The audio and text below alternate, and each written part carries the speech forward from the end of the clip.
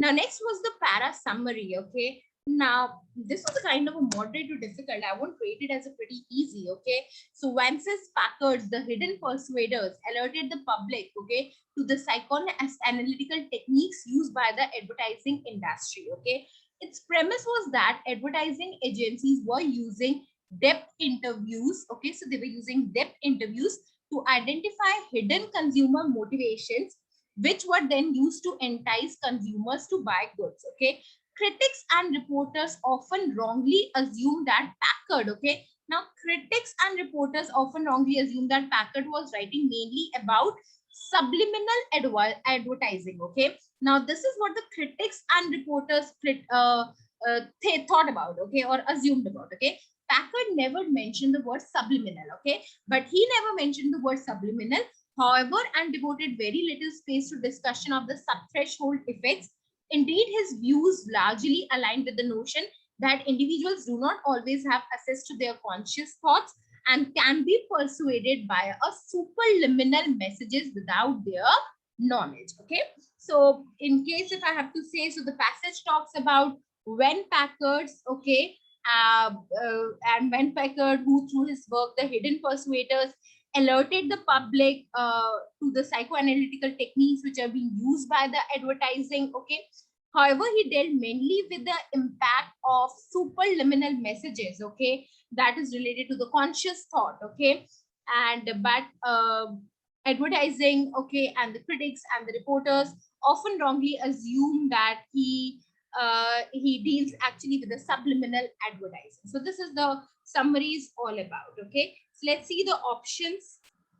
Now, Packard held that advertising as a hidden persuasion understands the hidden motivations of consumers. So the hidden consumer motivations, this is present and works at a superliminal level. Yes, okay, and can be persuaded by the superliminal message, though the people targeted have no awareness of being persuaded. Okay, so this is correct. Okay, so and can be persuaded by the superliminal message without their knowledge.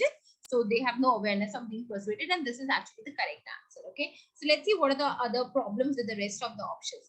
Packard argued that advertising as a hidden persuasions understands the hidden motivations of consumers. Still here, it is almost the same as the first option and works at subliminal level. Now, this is the problem, okay? The advertisement, the author says that critics and reporters oftenly assume that the Packard was writing mainly about subliminal advertising, okay? But the what does the Packard says? That he is working on the superliminal messages, okay? He's not working at the subliminal level, okay? So that is the reason that this is actually the incorrect option, okay?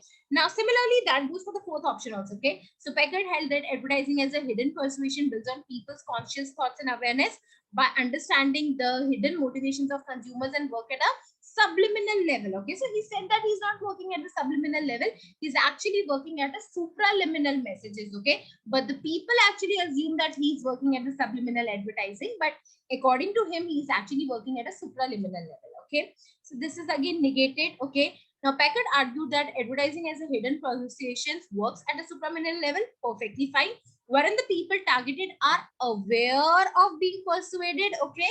So it's written that individuals do not always have access to their conscious thought and can be persuaded by supraliminal messages without their knowledge, okay?